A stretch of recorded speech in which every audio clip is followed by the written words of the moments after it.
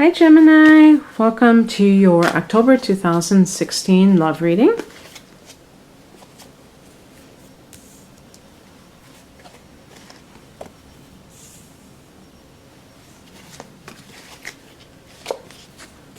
Whoa, yeah, the two cards I associate with a certain thing. Or Pentacles.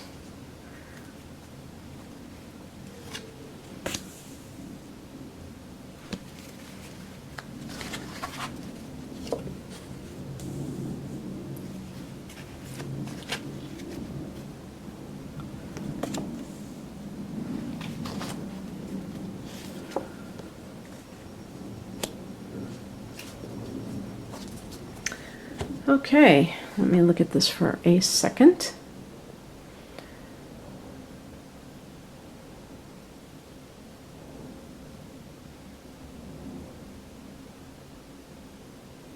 I feel like, you know, for some of you, there may be issues surrounding being a parent. You know, I get the Queen and then underneath it, the King of Pentacles.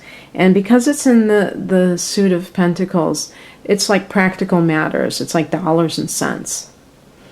And, you know, the Queen of Pentacles is associated with a person, a woman, female energy, who is very, you know, large and in charge with, she's got bling, I think, or no, that might be some kind of berries. I thought that was bling on her hand. But the Queen is very, you know, on top of her game financially. But she's using, it's like a home type of energy. You know, the feminine energy is always going to be internalized. So it's going to be within the home versus the outer world of like the King of Pentacles that I get underneath. It could be a woman who is a businesswoman, but it can also be someone who is the queen of her castle and very good at having a beautiful home, keeping up a very nice home. And yet I see that something has happened with you. Now, I will say first off, before I get into the recent past, that Gemini women being, you know, Gemini being a masculine sign, Gemini women may not naturally, mostly be the type to be homemakers because you tend to be more, that you project that yang energy into the world. And just like your male counterparts. That doesn't mean that you can't be, okay? I'm saying that typically this is not the case. Now, if I were to look at somebody's personal chart and they had a lot of water, they had a lot of earth, then perhaps that would make them much more likely to be in that situation. I am a fire sign, another masculine energy as a Sagittarius. I like to be in the home because I have a lot of earth, okay? So that makes me less of a, you know, type A, you know, driven career person as the average person with my sign, the average woman might be. So that's the thing that we have to keep in mind. And this could be for a man or a woman, even though it's a queen. It's just that feminine, double feminine energy of the Pentacles and the which relate to the earth element and the Queen. Okay. In the recent past, we get the Ten of Swords. So something has disrupted this situation. Okay. You know, sometimes it could be that if, let's say you were with somebody and you were the one who was the breadwinner, then it might be that your power is really coming out now because you were like, you found out about it and you were like, you know what? Screw you. I'm going to be by myself because then I get the 9. And 9s kind of indicate alone time. The 9 of Pentacles, this is like, I look at this as the single mother. But this one could be the single mother because queens relate to mothers. But still, this one, the 9 of Pentacles, is a woman who is affluent, and she's got her grapes, she's got her coins as a necklace, and this is in a peacock or whatever is behind her. This is just somebody who is very happy being on her own. Okay, so that's what I'm saying, is that I think that if you were the one, maybe you were like the breadwinner, and your partner may have been the stay-at-home person, and they cheated on you, they have somehow betrayed you, and you're like, you know what, I'm done, because I don't need this. I have, I don't need it. I have my own way of supporting myself. Okay, the higher message is the King of Pentacles. Now, the King of Pentacles is more of an outer energy. So this could simply be saying that, you have both of that male and female energy within you that can be emotionally mature as well as financially secure. And the King of Pentacles is also someone who is very mature in terms of the way that they interact with money itself. So it could be that you, for some reason, have sought out, some expert in life, maybe financial planning. It could be an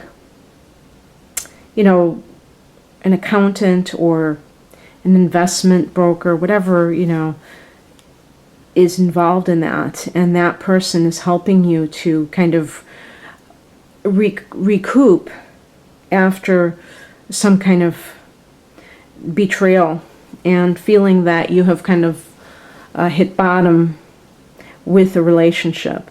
Now, in terms of astrological signs, that past relationship, the relationship could actually be with a fellow air sign. So it could have been with another Gemini, a Libra, or an Aquarian.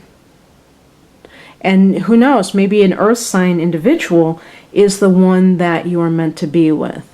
So we're talking about either a Taurus, a Virgo, or a Capricorn. And maybe that person was somebody that that was already in your life, or maybe it was a co-worker or a boss. This could actually be a boss, but that person, you might have even known that person liked you, but you were, involved with somebody else. What crosses you is represented by the World card. And I would say that this kind of energy is about not of having unfinished business, okay? And sometimes this happens when you're still in this mode, depending on if you haven't gotten over something. There may be this lingering negative energy. You may hear from somebody that did you wrong, and then you're like, okay, now what do I do? How do I get rid of this person, without creating more drama? Maybe you've just kind of washed your hands of the person, but they, for some reason, are still trying to contact you and act like everything is okay. And, Gemini is a sign that is very detached, okay?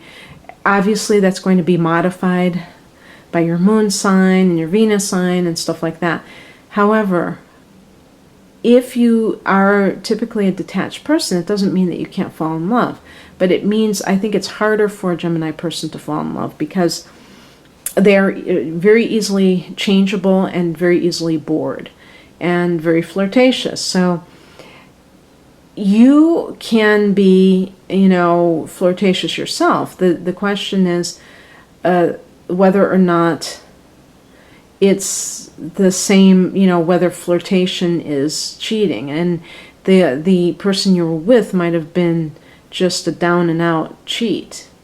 And there was no question about it that you were betrayed.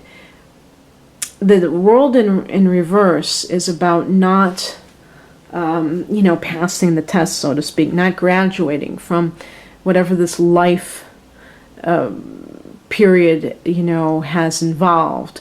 If you want to look at your life as a series of, periods, I know there's another word for that, but just segments of time, you might be able to wrap it up and move on, but you have to be able to let it go, whatever happened. And that may be what is stopping you. If you really feel emotional about it, or you feel like someone did you wrong and there's nothing, there's no repercussions for them, it may be hard for you. You may still feel that sense of resentment. The advice, the attitude, and this is like an attitudinal thing, an advice on a mental level, is represented by the Wheel of Fortune. So basically, this is saying that you're coming into a period where things are looking up, and it behooves you to recognize this and to celebrate it and to kind of think positively. I just thought of something, okay? Jupiter is going into your 5th house of romance, okay? Because Jupiter has now gone into Libra and it will be there for a whole year. So, or actually more if you're listening in September, it'll be there until October of 2017. So you have Jupiter Libra in the sign, in the Jupiter in the sign of Libra.